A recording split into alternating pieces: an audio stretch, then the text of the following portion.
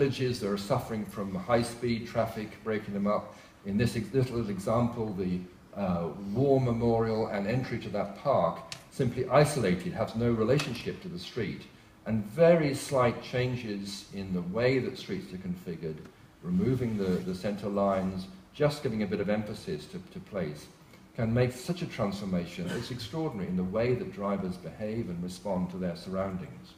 An example that many of you will know in the city of Brighton in southern England, New Road was a street which served the two main theatres, but in the early 90s it was pretty forlorn. The cafes were losing money and closing down. It really wasn't a place to hang around. And with Hangil and help of others, the street has maintained its full traffic flows. The taxis, the buses that serve the theatre still come through. But it's a space that's predominantly designed for encounter, for interaction, for those critical things that make cities successful: money, art, sex. You know, that it's clearly worked on any way that those things are measured.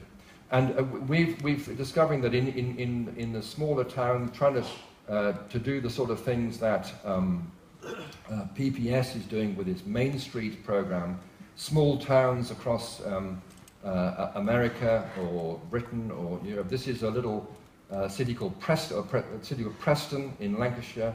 It was very much on its knees at the end of the last decade, and this was the city centre. This is what you arrived at when you got out of the train station, and by just some very simple measures to start with understanding the purpose of that space and the movement of pedestrians across it, we were able to allow for a much clearer balance between the various needs that required. This was the main street, the high street of Preston, called Fishergate, and you can see there the purposes of cities, the narrow pavements, the traffic all pressed to one side, and the space dominated by the movement of traffic. And very simple measures to change the story that street tells has dramatically changed the behaviour of drivers and the way in which that city works. And I wanted to just touch on another mundane town. I hope Poynton won't mind me. Poynton is a little town of about 19,000 people just south of Manchester. And it's a crossroads town on two busy routes. There's no bypass. And about 26 to 27,000 vehicles go through the middle of Poynton. It's far too many. And traffic signals and all the engineering measures aimed at resolving that problem was simply creating long congestion, traffic queues, angry drivers, a noisy, badly air-polluted space. And surprise, surprise, the town was dying. So when we got there, 16 of its 32 shops in its high street were closing down. It wasn't a place, this is the centre of the crossroads town, it was not a place that was particularly memorable or attractive. Certainly, very few people came and sat on that bench for pleasure.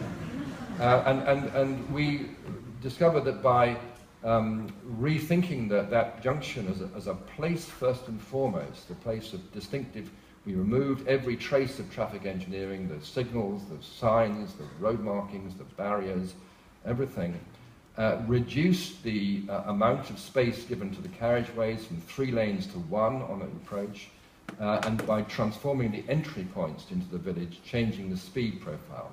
We designed it for a traffic speed of 16 to 17 miles an hour, which seemed to get the balance right between needing to move traffic efficiently and allowing pedestrians and cyclists to interact. And it's a scheme which has been in place now for just over 5 years. And its effect on the economy and the behaviour of the town has been very pleasing. It's somewhere that still copes with a large flow of traffic, but there's something about the quality of the church and the way in which people interact, which has really dramatically changed the way in which people move. No one would believe me that grandma with a baby would be able to cross the street without signals, but it seems to happen. There's this slow choreography. Few people would believe beforehand that truck drivers on busy schedules would allow grandma to cross the road. But people discovered that there's a changed relationship from driver to driver and driver to pedestrians, which spreads beyond the street. And people noticed in the shops and so forth that people were just acting differently. I want to finish with, I think, my favourite space, shared and mixed space in the centre of London near St Giles, Covent Garden. It's called Seven Dials, many of you may know it. Like its name suggests, 7 streets converge on a space with a central object in the middle. It's a very popular space, huge numbers of tourists and office workers use it, and quite a high flow of vehicles. It being Britain, we drive round spaces the sensible way, clockwise. Most people do that. Occasionally we get visitors from the Netherlands or Germany who drive the wrong way around, but it doesn't matter at all.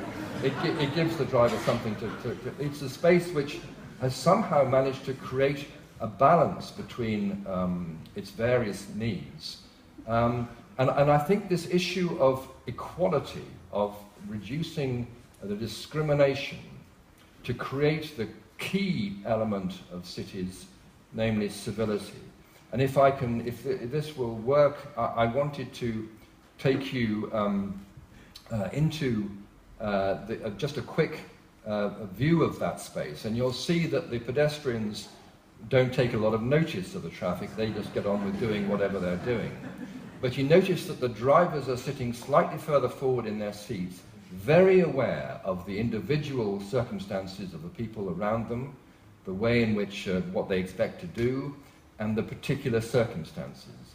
And I think that this, for me, encapsulates what is possible in busy towns and cities. Do any of you remember the TV series Fawlty Towers?